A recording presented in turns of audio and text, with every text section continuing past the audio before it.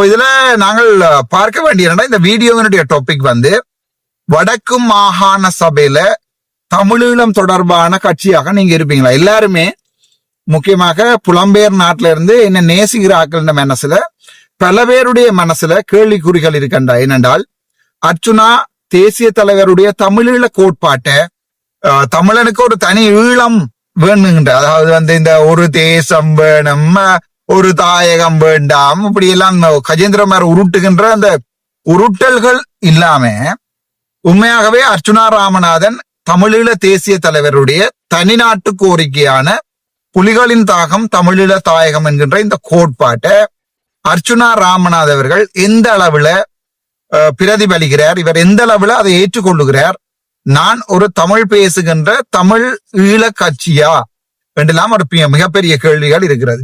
So இதுக்குரிய பதில சொல்ல வேண்டிய தேவை எனக்கு உங்களுக்கு கட்டாயம் இருக்கு. ஏனென்றால் வடக்கு மாகாண சபையில நான் உங்கள்கிட்ட ஓட் கேட்க போறேன். உங்களை எல்லார்ட்டையுமே எனக்கு வடக்கு மாகாண சபையில ஓட் போடுங்க, முக்கியமாக புலம்பெயர் வாழ்கிற நாட்டுல வாழ்கின்ற அதே நேரத்துல இங்க நிலத்துல வாழ்கின்ற எல்லார்ட்டையுமே நான் ஓட் பிச்சை எடுக்க போறேன்னு என்ன ஒரு 2-3 மாதத்துல. சோ அப்படி இருக்கேக்கில்ல இவன் தமிழீழ தேசியத்தை மதிக்காத ஒரு ஆள் என்கின்ற ஒரு பிம்பம் ஒன்றை உருவாக்கி இயலும். சும்மா அடிச்சு விடுறதுதானே எங்கட கட்சிகளுக்கு இதுதான் பெரிய புது விடயம் இல்லையே. சோ இவன் தமிழீழ கட்சிகளை மதிக்காத ஆள், அவனுக்கு தமிழீழம் கொள்கை இல்ல, பிரபாகரனுடைய தலைவருடைய கொள்கைகள் இவனுக்கு இல்ல, இவன் சும்மா பாராளுமன்றத்துல கதைக்கிறது மட்டும்தான், தமிழ் தேசியத்தை இவன் கொண்டாடுறேல, இவன் மாவீரர் தினங்கள்ல தனியாக நாமல் ராஜபக்ச விட்ட காசை சேர்த்து மாவீரர் தினம் கொண்டாடுறேல, இப்படி கணக்க பிரச்சனைகள் கனவேருக்கு இருக்குதானே. அதாவது இந்த விடுதலை புலிகளுடைய உண்மையான வீர வரலாற்றை நான் போராடுறேல, போற்றேல, அதை நான் வாழ்த்துறேல என்றெல்லாம் மாறி மாறி தங்களுக்கு விரும்பின மாதிரி இன்றைக்கு பாத்தீங்கன்னா இன்றைக்கு ஆளுநர் அலுவலகத்துக்கு முன்னால ஜிஎன் அலுவலகத்துக்கு முன்னால கொஞ்சம் பேர் குளறி கொண்டு வந்திருப்பினமே. இவர்கள் இன்றைய தினம் இந்த ஊடகவியாளர்கள் என்ற பெயரில தாங்கள் ஆளருக்கு ஒரு யூடியூபை வச்சுக்கொண்டு தங்கள்ட பாடல விதம் விதமா உருட்டி விட்டுருப்பினோம். போன தடவை கிளிநொச்சியில நடந்த விடயத்தை எப்படி சித்தரிச்சு இந்த ஊடகவியலாளர் என்ற பெயர்ல சரி, அதை நான் அவருக்கா சொல்றேன். இன்றைக்கு ஊடகவியலாளர்களுடைய படுகொலை தொடர்பாக போராட்டம் நடத்தினவர். அதுல நின்றது எது ஊடகவியலாளர்ன்றதுதான் என்னுடைய பிரச்சனை. தம்பி கேமராவை அள்ளிக்கொண்டு கேமராவை கையில தூக்கிக்கொண்டு போனை கையில தூக்கிக்கொண்டு தெரிகிற எல்லாரும் ஊடகவியலாளர் இல்ல. தராகி சிவராம்ல இருந்து நீலன் திருச்செல்வத்தில இருந்து ஏன் எங்களுடைய நிலாவில இருந்து அதற்கு அவங்களுக்கு பேர் தான் ஊடகவியலாளர். ஊடகவியலாளர் என்றது உண்மையை மக்களுக்கு சொல்லுகின்ற ஒரு தர்மம் இருக்க வேணும், அதுதான் ஊடகவியலாளர். வரவும் போறவன் எல்லாம் கேமரா வச்சுக்கொண்டு டக்ளஸோட நின்றவனும் அவனோட நின்றவனும் டக்ளஸுக்கு சார்பா வீடியோ போடுறவனும் இந்த ஐபிசி காரணம் அதுல நின்றது ஐபிசி கேபிட்டல் டிவி என்ன பேர்ல ஊடகவியலாளர் என்ற பேர்ல அதுல நின்ற சுலக்ஷன் மாதிரியான கொஞ்சம் அரசியல் அறிவுள்ளாக்களை கூட நாங்கள் ஓரளவு மன்னிச்சு போட்டு கடந்து போகலாம். ஓகே, தங்களுடைய அறிவுக்கு ஏற்ற மாதிரி அர்ச்சுனா ராமநாதனை விமர்சிக்கணும் என்று சுலக்ஷன் போண்டாக்களுக்கு நாங்கள் ஒரு ஓகே என்று எங்கட பாடல இருக்கலாம். ஆனால் இந்த சுலக்ஷன் இந்த டான் டிவில இப்போது உடைஞ்சு கொண்டு போய் தனியா யூடியூப் நடத்துகின்ற சுலக்ஷன் போண்டாக்கள் 300 வியூ 200 வியூ 100 வியூ தான் ராசா போகுது. யோசிங்க, தேவையென்றால் நாங்கள் ஒரு 2 பேருமா சேர்ந்து ஒரு ப்ரோக்ராம் அடிச்சு போடுவோம் என்று சுலக்ஷன்டையும் கேட்டுக்கொண்டு, விஷயம் என்னென்றால் சரி அவர்கள் கதைக்கிறது தான் தமிழ் ஈழமா, இந்த சுலக்ஷன் மாதிரியானாக்கள் கதைக்கிறது தான் தமிழ் ஈழமா? உண்மையான தமிழ் ஈழம் என்றா என்ன? இதுக்கெல்லாம் ஒரு மிகப்பெரிய கேள்விகள் உங்கள்கிட்டையும் இருக்குது. சோ என்னுடைய மனசுல நான் உங்களுக்கு நேரடியா சொல்ல வாரன், இந்த வடக்கு மாகாண சபை என்னட்ட எடுக்கிற சந்தர்ப்பத்துல தலைவருடைய தமிழீழ கோட்பாட்டை நோக்கி எந்த விதத்துல எந்த திசையில நான் நகர்வேன் என்கிற விடயத்தை நான் இன்றைக்கு உங்களோட கதைக்க போறேன். சரிதானே? சரி, 9 நிமிடம் தாண்டி விட்டது. ஆகவே இன்னொரு 20-30 நிமிடங்களுக்குள்ள இந்த விடயங்களை சொல்லி ஆகணும். ஒரு விடயத்தை நான் உங்களுக்கு சொல்றேன். முதலாக நான் உங்கள்கிட்ட சொல்லுகிற விடயம், தமிழீழ கோட்பாடு, தமிழீழ தேசிய தலைவர் அல்லது இந்த மாவீரர்கள் அல்லது என்னுடைய தந்தை எல்லாம் தானாவளியே வருகிறது. சரிதானே? அல்லது என்னுடைய தாய் மண், இந்த மண்ணுக்கு துரோகம் செய்யறதுக்கு அர்ச்சுனா ராசையா ராமநாதன் பெற்று வளர்க்கவில்லை. அதை வடிவா விளைவிக்கும். இந்த மண்ணுக்கும் இந்த மண்ணை நேசித்த வீரர்களுக்கும் இந்த மண்ணை இந்த 40 வருடமாக கட்டி காத்த வீரர்களுக்கும் துரோகம் செய்வதற்கு அர்ச்சுனா ராசையா ராமநாதனுடைய பிள்ளையாகவோ அல்லது அப்பா குட்டி ராசையாவினுடைய பேரனாகவோ இங்க பிறக்கல. சோ அந்த விதத்துல உங்களுடைய முதலாவது இந்த கேள்விக்கு என்னுடைய முதலாவது பதில், என்னுடைய கட்சி மக்கள் இயக்க முன்னணி அல்லது பஃப்ராண்டு ஆங்கிலத்துல சொல்லப்படுகின்ற மக்கள் இயக்க முன்னணிக்கு, என்னுடைய கட்சிக்கு நான் எழுதிய சட்ட வரைவுகள் உங்களுக்கு தெரியும் தானே, கான்ஸ்டிடியூஷன் என்று சொல்வார்கள், கட்சியினுடைய கான்ஸ்டிடியூஷன். அண்மையில கூட எங்களுடைய கட்சியை இலங்கை தேர்தல் ஆணைக்குழுவால வந்து கட்சி அலுவலகம் இருக்கிறதா இல்லையாண்டு பார்த்து விட்டு போயிருக்கிறார்கள். 80 பயனால கே ஸ்டோட் மெல்லாகம் அங்க வந்து எங்களுடைய கட்சி அலுவலகம் இருக்கிறதா, கட்சி நடவடிக்கைகள் நடக்கிறதா விடயத்தை கூட வந்து பார்த்துட்டு போயிருக்கிறார்கள். ஆகவே அந்த கட்சி ரெஜிஸ்டர் பண்ணப்படும் என்கிறதுல எனக்கு மிகப்பெரிய நம்பிக்கை கொண்டு இருக்கிறது. மக்கள் இயக்க முன்னணி அல்லது பீப்புள் ஆக்ஷன் ஃபார் ஃப்ரண்ட் அல்லது பஃப்ரா, இந்த பஃப்ரா கான்ஸ்டிடியூஷன் எழுதுகின்ற போது நானும் கௌசல்யா அவங்க கட்சி தான் எழுதினாங்க. சோ அதை எழுதுகின்ற போது எங்களுடைய கேள்விக்குறி என்னவாக இருந்தென்றால், இந்த கட்சியினுடைய குறிக்கோள், அதாவது வந்து objectives, major objectives, minor objectives, இதெல்லாம் எழுதுகின்ற போது நான் கௌசல்யாட்ட சொன்ன விடயம் என்றால், நாங்கள் எங்கண்ட கட்சியில சிங்கள தமிழ் முஸ்லிம் ஆக்களை சேர்த்துக் கொள்ளக்கூடியதாக இருக்க வேண்டும் என்பது என்னுடைய கொள்கை. கௌசல்யாவுடைய கொள்கை என்னென்றால், அப்படி சிங்கள தமிழ் முஸ்லிம் ஆக்களை சேர்த்துக் கொள்வதாக இருந்தால் நாங்களோட தமிழ் தேசிய கட்சியாக அப்படி என்னென்னு சேர்த்துக் கொள்வது, தமிழ் தேசியத்தை நாங்கள் இப்படி முன்னிறுத்தி கொண்டு போறது, அது பிராக்டிகல் இல்லையே. இப்ப முஸ்லிம் நபர் ஒருவர் அல்லது முஸ்லிம் பொதுமகன் ஒருவர் எங்களுடைய கட்சியில அங்கத்தவராக இருக்கின்ற போது தமிழ் தேசியத்தை இவர் ஏற்றுக்கொள்ளுவாரா? சிங்களவர் ஒருவர் வந்து எங்களுடைய கட்சியில வந்து அங்கத்தவராக இருக்கின்ற போது தமிழ் தேசியத்தை ஏற்றுக்கொள்வார்களா? பிராக்டிகல் இல்ல தானே டாக்டர். சோ நாங்கள் ஒன்று தமிழ் தேசிய கட்சியாக எழுதணும் அல்லது தேசிய கட்சியாக எங்களுடைய கட்சியை வந்து டிராஃப்ட் பண்ணணும் என்று எங்கள் 2 பேருக்குலையும் கணக்கு அடிபாடு போனது. சோ அந்த விடயத்துல நான் ஒரு தெளிவா சொன்னேன், என்னுடைய கட்சி தேசிய கட்சியாக மாறக்கூடாது. நாளைக்கு என்னுடைய கட்சியில என்னோட மெஜாரிட்டியை வந்து அல்லது என்னுடைய கட்சி உருவாக்கப்பட்டு போய்க்கலாம், நாளைக்கு அது தேசிய கட்சி என்ற பெயர்ல முஸ்லிம் மக்களையும் சிங்கள மக்களையும் இணைச்சு கொள்ள போய் கடைசியா நாங்கள் சிதைஞ்சு போகக்கூடாது. அதே நேரத்துல நாங்கள் ஒரு இனவாத கட்சியாகவும் இருக்கக்கூடாது. ஆகவே நீங்கள் மேஜர் பிரைம் அல்லது கோ ஒப்ஜெக்டிவாக எழுதுங்க கௌசல்யா, தமிழ் தேசியம் தான் எங்களுடைய மூச்சு. சரிதானே? என்னுடைய கட்சியினுடைய இதுல கான்ஸ்டிடியூஷன்ல எழுதுங்க கௌசல்யா, தமிழ் தேசியம் தான் எங்களுடைய மூச்சு. கிழிஞ்சது போச்சு அர்ச்சுனா, கிழிஞ்சது போச்சு. தமிழ் தேசியம் தான் எங்களுடைய மூச்சு, கிழிஞ்சது போச்சு. என்னடாப்பா இப்படி சொல்லிட்டீங்கன்னு கௌசல்யாட்ட நீங்க எழுதுங்க, அப்படி ஆங்கிலத்தை எழுதுங்க. சரி, எழுதியாச்சு. அப்ப அவள் கேட்டாலும் இப்ப முஸ்லீம் மக்களே சேர்த்துக் கொள்ள போறீங்க, முஸ்லீம் மக்கள் எங்கடையில கேண்டிடேட்ல இருக்கலாம். ஏன் நீங்கள் தமிழரசு கட்சியில கூட திருகோணமலையில உள்ளூராட்சி சபை தேர்தலில் முஸ்லீமா போட்டவை, ஆனால் தமிழ் தேசியம் தான் அவருடைய மூச்சு. சோ அதை வடிவா டிஃபைன் பண்ணணும் டாக்டர். அதை டிஃபைன் பண்ணாம நாங்கள் ஒரு நாளுமே ஒன்னும் செய்யலாது. வடிவா டிஃபைன் பண்ணணும், ஒரு வழி ஒன்றை பாருங்க. நான் தெளிவா சொல்லி இருக்கிறேன், இல்ல தமிழ் தேசியம் தான் எங்களுடைய மூச்சு. தமிழ் தேசியத்துக்கு எதிராக யாராவது, அதாவது தமிழ் தேசியம் என்றா என்னன்றதையும் டிஃபைன் பண்ணி இருக்கிறோம் அதுல. சரிதானே? தமிழ் பேசுகின்ற சமூகம் சிங்கள முஸ்லிம் சமூகத்துக்கு சமனாக இணையாக வாழக்கூடிய ஒரு சுயமான ஒரு சுய நிர்ணயம் தான் தமிழ் தேசியம் என்று டிஃபைன் பண்ணிக்கிறோம். சரிதானே? டவுட் உங்களுக்கு வந்தா நீங்க அந்த ஆங்கில வெர்ஷன் எடுத்து பார்க்கலாம். அதை ரிஃபைன் பண்ணுவோம், இன்னும் ரிஃபைன் பண்ண போறோம், அடுத்தடுத்து அமெண்ட்மெண்ட் செய்ய போறோம், நேஷனல் கன்வென்ஷன் போட போறோம், தேசிய மாநாடு போட போறோம், அதெல்லாம் போடுவோம். ரெஜிஸ்டர் பண்ணி வந்தா பிறகு அதுக்கு மக்கள் எல்லாம் விரும்பினோம் தானே. ஆனால் தமிழ் தேசியம் தான் எங்களுடைய மூச்சு என்றதை போடுங்கோ, அது கட்சியினுடைய கொள்கை என்கின்றத போடுங்கோ கௌசல்யாண்டு போட்டாச்சு. தமிழ் தேசியம் என்றது எங்கண்ட கட்சியினுடைய கொள்கை என்று நாங்கள் போட்டால் முஸ்லீம் சிங்கள மக்களை என்னென்று இதுல இணைக்கிறது. சோ அதுக்கு பிறகு நான் எங்களுடைய கட்சி எழுதியக்களை என்ன மாதிரி எழுதியிருக்கிறேன்னு சொன்னால், கட்சியினுடைய நேஷனல் எக்ஸிகியூட்டிவ் கமிட்டி, தேசிய நிர்வாக சபை என்ற ஒன்று இருக்கும். நேஷனல் எக்ஸிகியூட்டிவ் கமிட்டி, அதுல 11 மெம்பர்ஸ் உள்ள தேசிய நிர்வாக சபை ஒன்றை நாங்கள் போடுவோம் என்று அதுல எழுதியிருக்கிறோம். அதே நேரத்துல ஒவ்வொரு டிஸ்ட்ரிக்டுக்கும் வந்து ஒவ்வொரு சாப்டராக நாங்கள் பிரிக்கணும் உண்மையாகவே. சரிதானே? அதாவது வந்து பிரதேச மட்ட அல்லது வந்து மாவட்ட மட்ட குழுக்களாக நாங்கள் பிரிக்க வேண்டும். நான் அப்படி பிரிக்கல, நான் பிரிச்சிருப்ப வந்து தமிழ் சாப்டர், சிங்கள சாப்டர், முஸ்லீம் சாப்டர் என்று பிரிச்சிருக்கிறேன். அதுக்கு அடுத்த நிலைமையை நாங்கள் நேஷனல் எக்ஸிகியூட்டிவ் கமிட்டியில் தான் பிரசிடென்டையும் செக்ரட்டரியையும் விட கூட பவர் உள்ளதாக தான் எழுதியிருக்கிறோம். ஜனநாயகம் இருக்கத்தானே வேணும், கட்சியில எழுதியிருக்கிறோம் உண்டு.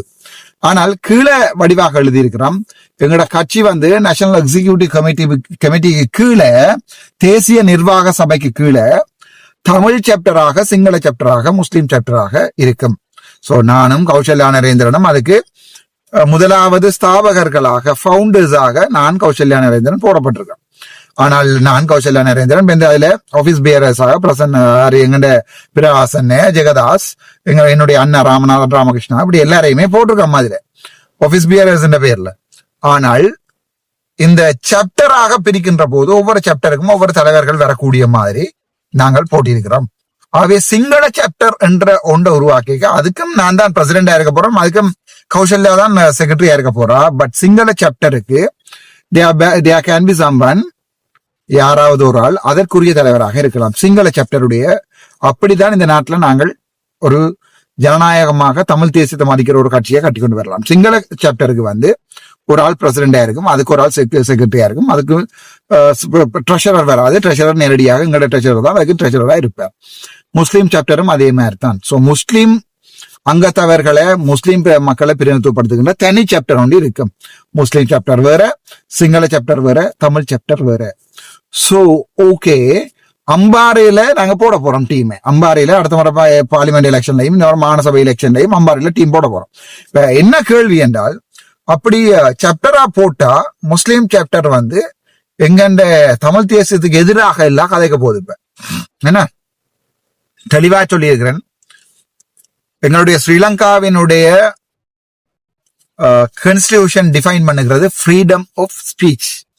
ஃப்ரீடம் ஆஃப் ஸ்பீச், நீங்க என்னதை வேணும்னாலும் கதைகளாம் மற்றால பாதிக்காம என்கின்ற விடயத்துல எங்கள்ட கான்ஸ்டிடியூஷனை நாங்கள் மதிக்கணும். அதாவது வந்து நாங்கள் என்ன சட்டங்கள் எழுதினாலும் அது வந்து எங்களுடைய கான்ஸ்டிடியூஷனை, அரசியலமைப்பு சட்டத்தை மதிக்கக்கூடிய வகையில தான் நாங்கள் எழுத வேண்டி இருக்கும். சோ இந்த சிங்கள சாப்டர், முஸ்லீம் சாப்டர், அதே நேரத்தில் தமிழ் சாப்டர், இதை நாங்க பிரிச்சிருக்கிறோம். நான் உங்களுக்கு தெளிவா சொல்லியிருக்கிறேன். சோ இந்த சிங்கள சாப்டர், முஸ்லீம் சாப்டர்ல இருக்கிறார்கள் தேசிய தலைவருக்கு எதிராக எல்லோ கதைக்க போறாங்க டாக்டர். இவங்க எங்கட ஆக்களுக்கு எதிராக கதைத்தால் அதை நாங்க என்னென்னு கண்ட்ரோல் பண்கிறது என்றுதான் எல்லாருடைய மிகப்பெரிய கேள்வியாகவும் இருக்க போகுது. தெளிவாக எழுதியிருக்கிறேன், எங்கட கான்ஸ்டிடியூஷன்ல எங்களுடைய அரசியலமைப்பு சட்டம் சொல்லுது, யாரும் என்ன வேணும் என்றாலும் கதைக்கலாம். ஆகவே ஒருவருடைய கருத்து சுதந்திரத்தை நாங்கள் பிளாக் பண்ண இயலாது. ஆனால் ஒரு விடயத்தை ஞாபகம் வச்சுக் கொள்ளுங்கோ, 1000 தான் கருத்து சுதந்திரம் இருந்தாலும், 1000 தான் உங்களுக்கு கருத்து சுதந்திரம் இருந்தாலும், ஒரு நாளும் ஒருபோதுமே நீங்கள் எங்களுடைய கட்சியினுடைய கொள்கைகளை விமர்சிக்க இயலாது. கட்சியினுடைய கொள்கைகளை விமர்சிக்காம நீங்கள் தாராளமாக என்ன வேணுமென்றாலும் கதைக்கலாம் என்கின்றது கட்சி தலைமைக்கும் கட்சியினுடைய கொள்கைகளை விமர்சிக்கின்ற சந்தர்ப்பத்திலையும் உங்களுக்கு நாங்கள் நடவடிக்கை எடுப்போம், கட்சியின் ஒழுக்காட்டு நடவடிக்கை எடுக்கிறோம் என்றதையும் அதுக்குள்ள எழுதியிருக்கிறேன். ஆகவே எல்லாருக்கும் ஒரு டவுட் வரும், இவர் தமிழ் தேசிய கட்சியை உருவாக்குறாரா, தேசிய கட்சியை உருவாக்குறான்? இது ஒரு தமிழ் பேசுகின்ற தமிழ் தேசிய கட்சி. ஆனால் இதுல சிங்கள மக்களுக்குரிய இடமும் இருக்கிறது, முஸ்லிம் மக்களுக்குரிய இடமும் இருக்கிறது. அவர்கள் என்னுடைய பேர்ல, என்னுடைய கட்சியில அவர்கள் தாராளமாக வளர்ந்து இணைந்து கொள்ளலாம். ஏனென்றால் நாங்கள் ஒரு இனவாத கட்சியாக இருக்கக்கூடாது, வெறுமனே யாழ்ப்பாணத்துகளையும் மட்டக்களப்புகளையும் டிஃபைன் பண்ணக்கூடாது என்கிறதான் என்னுடைய முக்கியமான நோக்கம். அதை நான் தெளிவா உங்களுக்கு சொல்லியிருக்கேனா இல்லையா? சரி, சொல்லியிருக்கிறேன். சரி, இப்ப போட்ட வீடியோ அது இல்ல. ஓகே டாக்டர், நீங்க உருட்டி போட்டியல் இப்ப ஒரு மாதிரி நீங்கள் தமிழ் பேசுகின்ற கட்சி, ஆனால் சிங்கள மக்களும் முஸ்லிம் மக்களையும் இணைஞ்சு கொள்ளக்கூடிய மாதிரி நீங்க விட்டுருக்கீங்க, அப்படி இப்படி என்று. சரி, அது அப்ப உங்களோட தமிழ் தேசிய கட்சியா இல்லையாண்டு டவுட் ஒன்று இருந்தது, அது போயிட்டு. இப்ப அடுத்த டவுட் எங்கே என்றால், எல்லாருக்கும் வருகின்ற அடுத்த சந்தேகம் என்னென்றால், இந்த மாகாண சபை இவர்கிட்ட கொடுத்தா இவர் ஒரு எக்ஸ்பீரியன்ஸ் இல்லாதானால் சின்ன பொடியன். சோ இவர் மாகாண சபையில தமிழ் தேசியத்தினுடைய போராட்டத்தை சிதைச்சிருவாரா, மாகாணத்துல தமிழ் தேசிய எங்களுடைய வரலாற்றை கொண்டு சொல்றதுக்கு இவர் மறந்துடுவாரா என்று புலம்பெயர் நாட்டுல இருக்கிற நல்ல இயக்காண்மையாருக்கு ஒரு டவுட் ஒன்று இருக்கிறது. அதாவது இவன்கிட்ட கொடுத்தா இவன் பாவி மாகாண சபைக்கு என்ன செய்யறான், மாகாண சபையில வந்து எங்களுடைய தமிழ் தேசியத்தை முன்னெடுத்து செல்லுவானா, தமிழ் தேசியத்தை அவமதிப்பானா என்கிற பிரச்சனை உண்டு. இப்போ உங்களுக்கு வந்திருக்குமா இல்லையா? அந்த விடயத்துக்கு தான் நாங்க இன்றைக்கு வர போறோம்.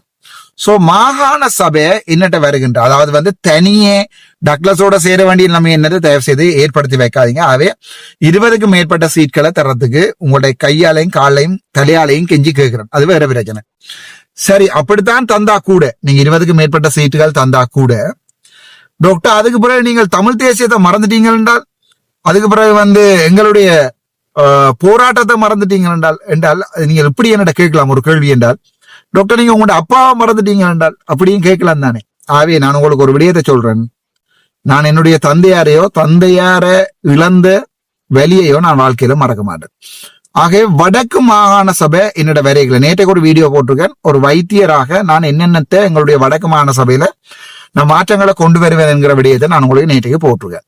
அதே மாதிரி இன்றைக்கு நான் உங்களுக்கு சொல்லக்கூடிய விடயம், வடக்கு மாகாண சபை என்னுடைய கைகள்ல வர்ற சந்தர்ப்பத்துல என்னென்ன மாற்றங்களை தமிழ் தேசிய நோக்கி நான் நகர்த்துவேன் என்கின்ற விடயத்தை தான் நான் உங்களுக்கு சொல்ல போறேன். சரி, வடக்கு மாகாண சபை வெல்லப்பட்டா எடுத்த வீச்சுக்கு முதலாவதா ஓடி போய் இது தமிழீழ தாயகம் புலிகளின் தமிழீழம் என்று சொல்லி நான் ஸ்டாச்சுவை உருவாக்கி முதல் நாள்லேயே சிதைக்க மாட்டேன் வடக்கு மாகாணத்தினுடைய கனவை. என்னுடைய முக்கியமான குறிக்கோள், நான் உங்களுக்கு வேணுமென்றால் இல்ல வீடியோ எடுத்துக்காட்டல நடு ரோட்ல நிக்கிறேன், படுகேவலமாக இருக்கிறது பலாலி ரோட். என்னுடைய முக்கியமான குறிக்கோள் என்ன என்கிறதால், என்னுடைய அரசியலுடைய முக்கியமான குறிக்கோள் ஏழைகள் வாழ வேணும், நாங்கள் ஒரு அபிவிருத்தி அடைந்த பிரதேசமாக படப்பட என்று மாற்றப்படும். ஆனா வெறுமனே பிமல் ரத்நாயக வந்து போடுகின்ற இந்த முள்கள் வைக்கின்ற அல்லது வந்து அடிக்கல் வைக்கின்ற இந்த அபிவிருத்தியோ அல்லது வந்து அபிவிருத்தி என்ற பெயர்ல ஒழுங்கைகளை விடுவிச்சு போட்டு அதுல இளங்கமரன் என்று ரிபன் வெட்டுறதையோ அல்லது டெப்ப என்ன தண்ணி பைப்பை திறந்து போட்டு அதுக்கு வீடியோ எடுத்து போடுறதையோ அபிவிருத்தி இல்லை. ஒரு நீண்ட தூர சிந்தனையில பொருளியலாளர்களை அழைச்சு ஒரு நீண்ட ஒரு அபிவிருத்தியை மேற்கொள்ளணும்ன்றதான் என்னுடைய நோக்கம். ஆனால் தமிழ் தேசியத்தை நீங்க எந்த அளவுல காப்பாற்ற போறீங்கன்றதான் உங்களுடைய கேள்வியாக இருக்க போகுது. அதுக்குதான் நான் பயிர் சொல்றேன். இந்த தமிழ் தேசியத்தை நாங்கள் இந்த நிலைமையில இன்றைக்கு இருக்கிற நிலைமையில இந்த தமிழ் தேசியத்துக்கு நாங்க என்ன செய்யலாம் என்றால், இந்த தமிழ் தேசியத்தை உயிர்ப்போட வச்சிருக்கலாம். இந்த தமிழருடைய விடுதலை புலிகளுடைய கனவை உயிர்ப்போட தான் நாங்க வச்சிருக்கலாம். அதான் நாங்க செய்யக்கூடிய ஒரு வேலை. இன்றைக்கும் எங்களுக்கு ஒரு நிம்மதியான தாயகம் வேணும்ன்ற எண்ணங்களை உயிர்ப்போட வச்சிருக்கலாம். சோ நாங்கள் இதை பார்க்க வேண்டும். ஏனென்றால் என்னால செஞ்ச முடிஞ்சது என்ன, நான் எதை நோக்கி சில விடயங்களை நகர்த்தி விட்டுட்டு இந்த அரசியல இருந்து விட்டுட்டு போகணுன்ற யோசிக்கணும். என்னால தமிழீழம் எடுத்து தர முடியுமான்னு கேட்டீங்க என்றால் இல்ல, ராமநாதன் அர்ச்சுனாவால் இயலாது. ஆனால் அதை நோக்கி ஒரு சமூகத்தை திட்டமிட்ட ரீதியில நகர்த்துற தேவை எனக்கு இருக்கிறது. அதான் நான் இன்றைக்கும் சொல்லி கொண்டிருக்கேன் உங்கள்கிட்ட. சும்மா என்னுடைய உள்நோக்கங்கள் விளங்காம என்னை விமர்சித்து கொண்டு வீடியோக்களை போட்டுக்கொண்டு நான் தமிழ் தேசியத்துக்கு எதிரானவன்று கதைச்சு கொண்டு கடைசியாக என்னையுமே இந்த இதுல இருந்து அகற்றி போட்டு எந்த நம்பிக்கையில வாழ போறீங்கன்னு சொல்லுங்க. உங்களுக்கு என்ன நம்பிக்கை, எந்த நம்பிக்கையோட நீங்கள் வாழ போறீங்கன்னு சொல்லுங்க. என்னையும் இந்த அரசியல்ல இருந்து அகற்றிட்டு. ஆகவே நான் உங்கள்ட்ட சொல்லக்கூடிய விடயம் இதைத்தான். உங்கள்ட இந்த தமிழ் தேசியம் என்கின்ற அல்லது தமிழருடைய தமிழீழ தாயம் என்கின்ற கனவுக்கு நான் எந்த விதத்துல உங்களை நகர்த்த போறேன் என்றால், அடுத்தடுத்த வார தலைமுறை தமிழீழம் கிடைக்க வேணுமாக இருந்தால் நாங்க எங்களுடைய பழைய வரலாற்றை மறக்கக்கூடாது, எங்களுடைய போராட்டங்களை மறக்கக்கூடாது. நான் ஜெர்மனிக்கு வந்த, நான் சுவிட்சர்லாந்துல நின்று, நான் ஆஸ்திரியாவுக்கு போனான், நோர்வேக்கு போனான், பிரான்ஸ்ல நின்று, நான் உங்களுக்கு தெரியும் எல்லா இடமே நான் போய் பார்த்தேன். எல்லா இடத்துலயுமே நிலத்துல கற்கள் பதிக்கப்பட்டிருக்கிறது. நீங்க பாத்தீங்கன்னா தெரியாது, நிலத்துல நடந்து போற கற்கள்ல செப்புல இந்த இடத்துல இந்த போர் வீரன் விழுந்து செத்தான் என்ற பெயர்கள் பதிக்கப்பட்டிருக்கிறது. முக்கியமாக அமெரிக்க போர் வீரர்களுடைய பெயர்கள் வந்து சின்ன இவ்வளவு கல்லுல நிலத்துல பதிக்கப்பட்டிருக்கிறது. ஆகவே நாங்கள் செய்யக்கூடிய வேலை, என்னால செய்யக்கூடிய வேலை உண்டு. வடக்கு மாகாண சபையில என்னால உடனடியாக செய்யக்கூடிய வேலை, தமிழீழ விடுதலை புலிகளுடைய வரலாற்றை அழிக்கவே இயலாத மாதிரி இந்த வடக்கு மாகாண சபையில ஒரு நிரந்தரமான ஒரு வரலாறாக மாற்றுவதுதான். இதற்காக தான் நான் இன்றைக்கு அடுத்த ஜனாதிபதியாக வரப்போற நாமல் ராஜபக்சவா இருந்தாலும் சரி, அடுத்த ஜனாதிபதியாக வரப்போகின்ற சஜித் பிரேமதாசவாக இருந்தாலும் சரி, அல்லது யாராலும் நான் ஒரு மெத்தன போக்க உண்ட கடைப்பிடிக்கிறேன். ஏனென்றால் எங்களுடைய அன்றகுமார திசாநாயக்கவால அந்த அளவுக்கு சிந்திக்கவும் இயலாது, அந்த அளவுக்கு சும்மா எங்களை ஏமாற்றுறது மட்டும்தான் முடியும், அந்த அளவுக்கு எங்களுக்கு ஒரு உரிமையை கொடுக்கறதுக்கு அன்றகுமார திசாநாயக்கருடைய மனசுல இல்ல என்கிற விடயத்தை தான் இன்றைக்கு விழாலும் நான் உணர்ந்து கொண்டான். இந்த காலத்துல நான் உணர்ந்து கொண்ட விடயம், அனுரகுமார திசாநாயக்க என்று சொல்லப்படுகின்ற எங்களுடைய ஐயாவால ஒரு விடயத்தை சரியான விதத்துல நகர்த்தி எங்களுக்கு உதவி செய்யலாம இருக்கிறதுன்றதான் உண்மை. சரி, அதுக்கு நீங்க யோசிப்பீங்க, இல்ல அனுர வந்து எங்களுக்கு தமிழ்ல தெரிவாருண்டு. நான் உங்களுக்கு சொல்றேன், வடக்கு மாகாணத்துல இந்த கிளிநொச்சியில பாட்டு பாடின சங்கி சொங்கிய கூட கொண்டே உள்ள போட்ட அன்றகுமார் சனாயக்க ஒருபோதுமே சிங்கள வாக்குகளை உடைச்சு கொண்டு எங்களுக்கு தமிழீழ கோட்பாடுகளை நாங்கள் ஞாபகம் வச்சிருக்கக்கூடிய மாதிரி ஒரு சுதந்திரத்தை தரப்போறதில்லை. ஆகவே வடக்கு மாகாண முதலாவதாக நாங்க ஞாபகம் வச்சிருக்க வேண்டிய விடயம், வரலாற்றை நாங்கள் அடுத்த சந்ததியை கடத்துறதுக்கு வடக்கு மாகாண சபையில என்ன ஆக்ஷன் எடுக்கிறோம் இந்த 5 வருஷத்துல. ஆகவே எந்தெந்த போராளிகள் எந்தெந்த இடத்துல மரணித்தார்களோ, எந்தெந்த போராளிகள் எந்தெந்த இடத்துல வீழ்ந்தார்களோ அந்த இடத்துல அவர்கள் தொடர்பாக நான் சொல்லல உங்களுக்கு கோயில் கட்டுவோம் அது கட்டுவோம் இது உண்டு. இந்த வரலாற்றை ஞாபகப்படுத்தி வச்சிருக்கக்கூடிய அடையாளங்களை பாதுகாக்கிறதும் அடையாளங்களை எழுப்புறதும் தமிழீழ மாகாண சபையினுடைய முதலாவது வேலையாக இருக்கும். இது அதுக்கு பிறகு வடக்கு மாகாண சபையாக இருக்காது, தமிழீழ மாகாண சபையாகத்தான் இருக்கிறோம். ஆகவே தமிழீழ மாகாண சபையில அந்த வேலைகளை முதலாக நான் செய்வேன். உங்களுக்கு திரும்ப சொல்றேன், தமிழீழ மாகாண சபையாக வடக்கு மாகாண சபை மாறுகின்ற சந்தர்ப்பத்துல தமிழீழ விடுதலை போராட்டத்தினுடைய ஒவ்வொரு கற்களையும் ஒவ்வொரு வரலாறுகளையும் நாங்கள் அதை பெர்மனண்டா யாராலையுமே அழிக்க இல்லாத ஒரு வகையில மாற்றத்தை கொண்டு வருவோம். சரிதானே? அது மில்லர் அடிச்ச எங்களுடைய வடமராட்சி மில்லரன் அவருடைய முதல் கரும்புலியினுடைய பாடசாலையில இருந்து நாங்கள் இன்றைக்கு ஜாழ்ப்பாண கோட்டையில இருந்து எங்களுடைய தமிழ் விடுதலை போராளிகள் தங்களுடைய உடம்பையும் உயிரையும் என்ன மாதிரி இந்த இடத்துல கொடுத்தார்கள் என்பதை சகல இடத்துல இருந்தும் ஆவணப்படுத்துவோம். முதலாவது. இரண்டாவது அவற்றை யாருமே அழிக்காத மாதிரி, இப்ப அடுத்தடுத்த அரசாங்கங்கள் அதை அழிக்கலாம் நினைச்சா யாருமே அழிக்காத மாதிரி ஒரு நிரந்தரமான அடையாளங்களாக மாற்றுவேன். அவ்வளவுதான் முதலாவது என்னுடைய கனவு. நான் உங்களுக்கு சும்மா சொல்ல போறது இல்லை, தமிழீழம் மலரும் தமிழீழம் காலப்போக்குள்ள மலரும். நாங்கள் இதே சுத்தியோட உண்மையாக இருந்துட்டோம் என்றால், என்னுடைய அரசியல் சரியாக தொடர்ந்து பயணிக்குமாக இருந்தால் தமிழீழம் கட்டாயம் ஒரு நாளைக்கு மலரும், அதுல எந்த சந்தேகமும் இல்லை. ஆகவே என்னுடைய முதலாவது விடயம் நான் உங்களுக்கு சொல்றேன், அந்த வரலாறை ஞாபகப்படுத்தி வச்சிருக்கிறது. இரண்டாவது விடயம், தேசியத்துல தற்சமயம் அதாவது இந்த இலங்கை என்று பார்க்கல சிங்கள மக்களையும் அரவணைச்சு போக வேண்டிய தேவை எங்களுக்கு இருக்கிறது. ஆகவே சிங்கள மக்கள் கிளர்ந்தெழுந்து வடக்கு மாகாண சபைக்கு எதிராக ஆர்ப்பாட்டங்களை மேற்கொண்டு உச்ச நீதிமன்றங்கள்ல போய் வழக்குகளை தொடுத்து வடக்கு மாகாண சபையை இல்லாம பண்ணுகின்ற நிலைமைக்கு போகாம சிங்கள மக்களுக்கு விளங்கப்படுத்தி தமிழர் பிரதேசங்களை எங்களுடைய அது ஒரு தமிழர்களுடைய தாயகம் என்று மாற்றுறதுக்கு நாங்கள் ஒரு வழி உண்டு. சர்வதேச ரீதியில வடக்கு மாகாண சபை என்ற தமிழீழ மாகாண சபை என்ற பேர்ல நாங்கள் இதை கொண்டு வருவோம். சோ இப்ப ஒரு ஆக்களுக்கு டவுட் வந்திருக்கும், அவன் பேரை மாத்த போறான் போல, இது வடக்கு மாகாண சபை என்றதை மாத்தி தமிழீழ மாகாண சபை என்று மாத்த போறான் போல என்ற ஒரு டவுட் ஒன்று வந்திருக்கும். எஸ், அதை நாங்க மாத்துவோம். வடக்கு மாகாண சபைக்கு ஒரு பேரொன்றை வைக்கிறத சர்வதேசத்தாலேயோ இலங்கையினுடையோ நாங்கள் யாராலையுமே மாத்தல. அதாவது கிழக்குல நீங்கள் தேர்ந்தெடுக்கிறார்கள் என்ன செய்யணும்ன்றது எங்களுக்கு தெரியாது. ஆனால் வடக்கு ஒரு தமிழீழ மாகாண சபை என்ற பெயர்ல மாற்றப்படும். சோ இது நாங்கள் எங்களுடைய தமிழர் இங்க சிங்களவர் வாழலாம், பிரச்சனை இல்லை. இப்ப பிரான்ஸ் உங்களுக்கு தெரியும், பிரான்ஸ்ல நாங்க போய் வாழலாம். ஆனா பிரான்ஸ் தமிழர் பிரதேசமாகாது. சோ இங்க சிங்களவர் வாழலாம், அதுல பிரச்சனை இல்லை. ஆனால் இது சிங்கள பிரதேசமாக மாற்ற அனுமதிக்க முடியாது. சகல இடங்களையும் விகாரைகளை கட்டி அனுமதிக்க முடியாது. ஆகவே இந்த பௌத்த மயமாக்கல் வடக்கு மாகாணத்துல தடுக்கப்படும்.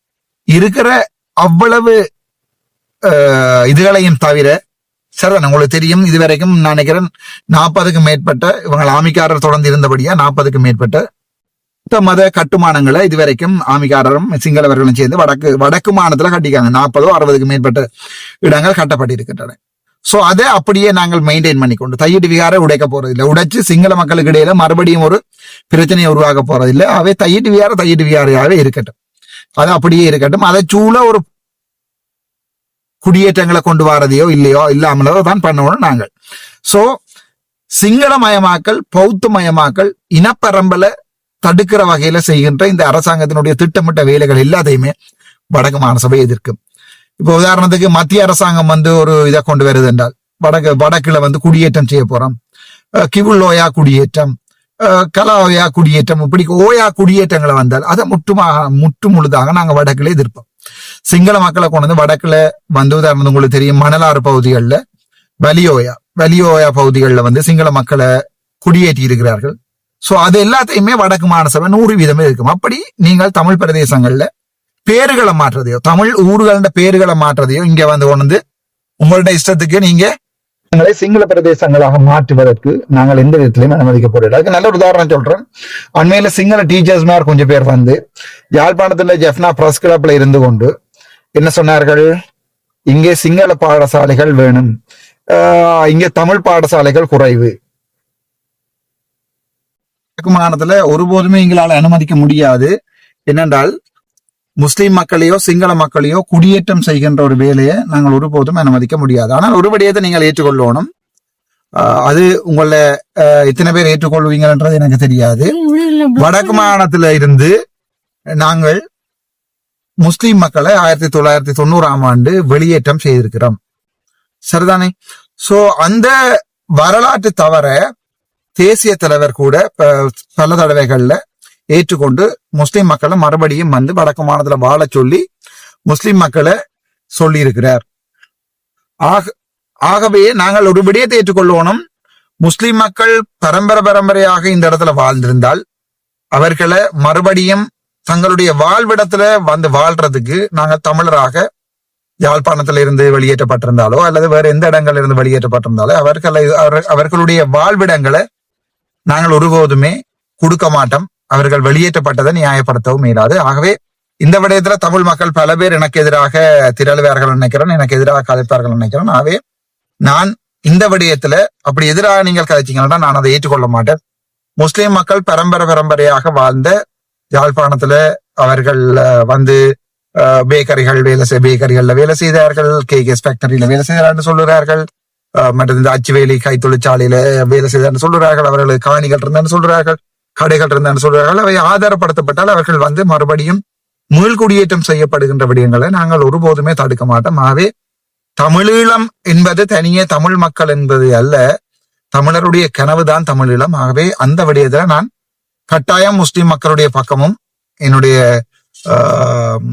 அரவணைப்பு இருக்கும். தேசிய தலைவர் மறுபடியும் இதே ஹக்கீம் தேசிய தலைவர் சொல்லியிருக்கிறார், அண்டல் பாலசிங்கம் அண்ணா சொல்லியிருக்கிறார், மறுபடியும் நீங்கள் வந்து வடக்கு மாகாணத்துல குடியேறலாம்.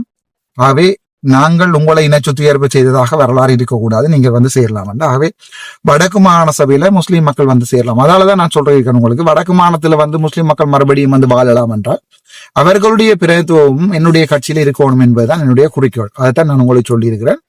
இல்ல அவர்களும் எங்களோட சேர்ந்து வாழலாம் என்கின்ற விடயத்தையும், அவர்களுடைய பிரதித்துவம் எங்களுடைய வடக்கு மாகாண சபை வந்து ஒரு பல்லின ஒரு தமிழீழ மாகாண சபையாக இருக்கும் என்றதுல எந்த சந்தேகமும் இல்லை.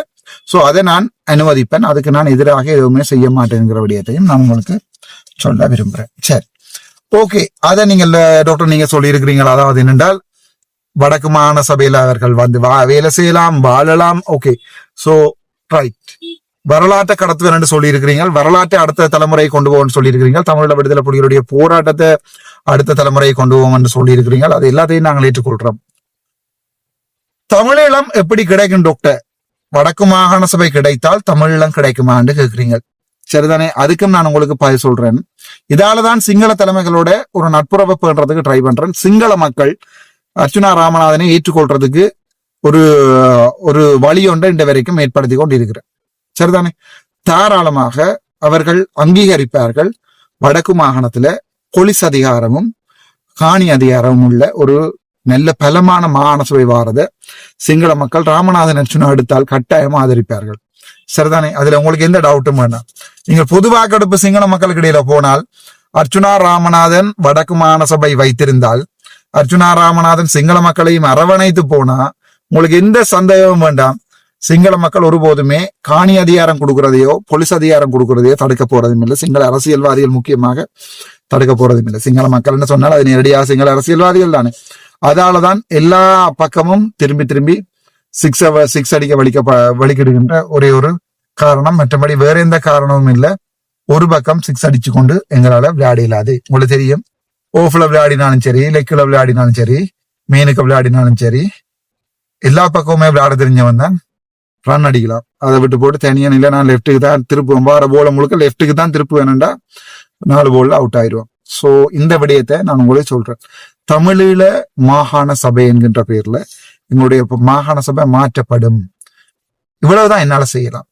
இதுக்கு மேலையும் என்னால செய்யக்கூடியது தமிழீழத்தை நோக்கி ஒரு உண்மையான நல்ல ஒரு அரசியலை கட்டி அமைக்கிறது. தமிழருக்கு துரோகம் செய்யாத, ஊழல் செய்யாத, ஊழலே இல்லாத, ஊழல்ன்ற கதைக்கே இடம் இல்லாத ஒரு அரசியல் கட்சியை கட்டி எழுப்புறதுதான் என்னுடைய நோக்கம். இப்ப நாங்கள் என்னதான் அரசியலுக்கு 1000 பேரை கூப்பிட்டாலும் ஒருத்தர் ஊழல் செய்யாம இருக்க போறது இல்லை. இன்றைக்கு இப்ப ஊழல் செய்யணுமோ அன்றைக்கு வீட்டை அனுப்ப வேணும் என்பதுதான் என்னுடைய நோக்கம். வடிவா விளையங்களுங்க. இன்றைக்கு இவ ஊழல் செய்யணுமோ அன்றைக்கு இவர்கள் அந்த என்னுடைய கட்சியினுடைய கான்ஸ்டிடியூஷன்ல தெளிவாக இருக்கிறது.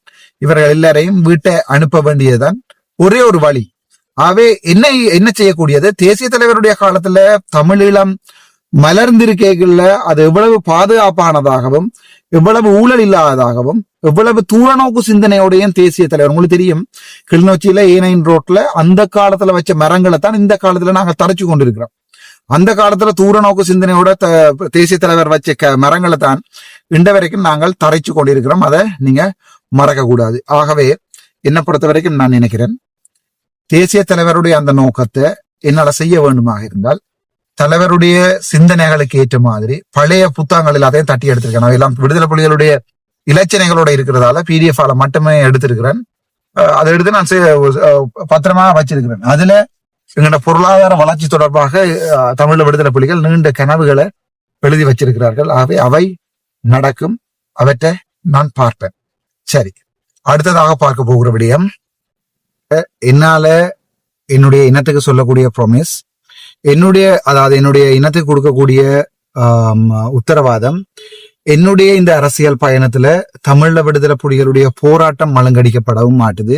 இரண்டாவது எங்களுடைய இழந்து போன உயிர்களுக்குரிய நியாயம் கிடைக்காமலும் விடக்கூடாது. எல்லாரும் கேப்பினம் என்னட்ட, தம்பி ராசா உங்களுக்கு முள்ளிவாய்க்கால்ல நடந்த படுகொலை ஞாபகம் இருக்கா? கொத்து கொத்தாக இனம் கொலை செய்யப்பட்டது ஞாபகம் இருக்காண்டு எல்லாரும் கேட்பினம். அங்கதான் என்னுடைய அப்பாவும் காயப்பட்டவர். ஆகவே ஞாபகம் இருக்காண்டு நீங்க என்னோட கேட்கறதுல மனச்சாட்சி இல்ல. முதலாவது ஸ்டாச்சுவாக இனப்படுகொலைக்கு சர்வதேச விசாரணை வேணும் என்கிறது வடக்கு மாகாண சபையினுடைய முதலாவது ஸ்டாச்சுவாக கட்டாயம் நான் நிறைவேற்றுவேன். அதான் நான் உங்களுக்கு கொடுக்கக்கூடிய ப்ராமிஸ். வடக்கு மாகாண சபையில எல்லாருமே என்னோட கேட்பினம், இனப்படுகொலை, செம்மணி படுகொலை சகலத்துக்கும் சர்வதேச விசாரணை. அதே இலங்கை அரசாங்கம் மாற்றம்னு சொன்னா நீதிமன்றங்களை நாங்கள் பார்த்துக் கொள்வோம். பாராளுமன்றத்தில் அந்த நேரத்தில் எங்கடாக்கள் தான் இருக்க போயினோம். இனப்படுகொலை தொடர்பான சர்வதேச விசாரணை நடைபெற வேண்டுமாக இருந்தால் வடக்கு மாகாணசபை மட்டும்தான் எங்களுக்கு ஒரே ஒரு ஆப்ஷன். ஸோ அதை அங்கே இருந்து நான் ஆரம்பிப்பேன், முதலாவது ஸ்டாச்சுல இருந்து. இது நான் உங்களுக்கு தரக்கூடிய ப்ராமிஸ்.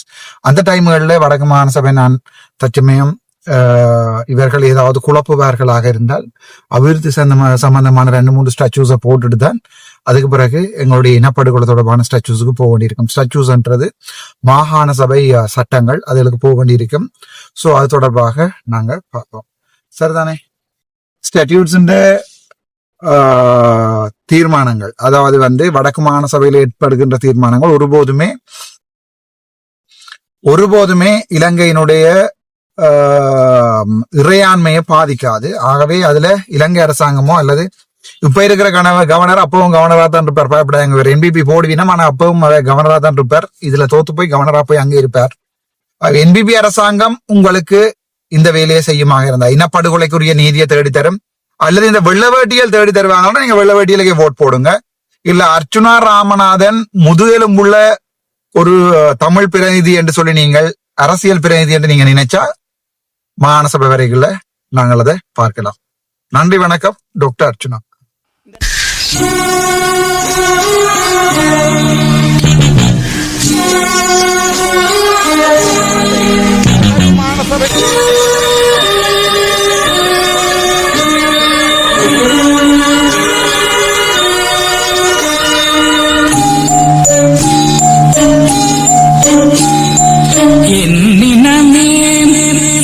சனமே என்னை உனக்கு தெரிகிறதா, எனது குரல் புரிகிறதா?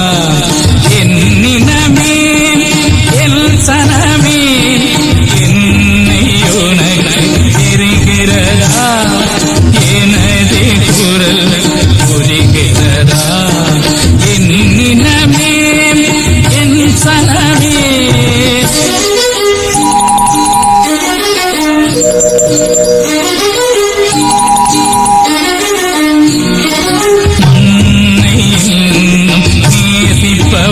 அதனால் மரணத்தையே ஆசிப்பவன் மண்ணை நேசிப்பவன் அதனால் மரணத்தையே ஆசிப்பவன் என் நினமே என் சனமே என்னை உனக்கு தெரிகிறதா எனது குரல் புரிகிறதா என் நினமே என் சனமே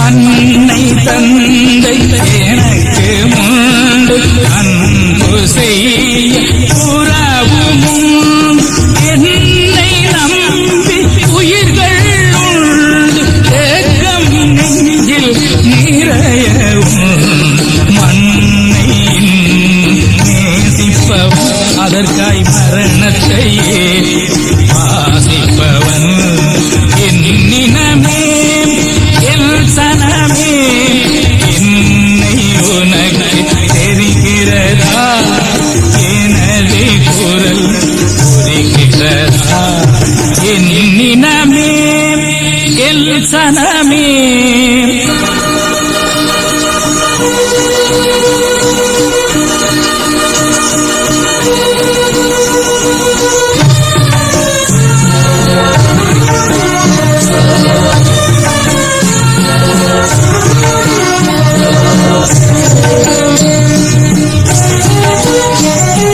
பாசறை நான் புகுந்த இடம் பதுங்கு கூடி உறங்குமிடம் தேச நலன் எனது கடன் என் தமிழே எனது திடன் அதனால் மண்ணை நேசிப்பவன் அதற்காய் மரணத்தையே ஆசிப்பவன் என் நினமே என் சனமே என்னை உனக்கு தெரிகிறதா எனது குரல் புரிகிறதா என் நினமே என் சனமே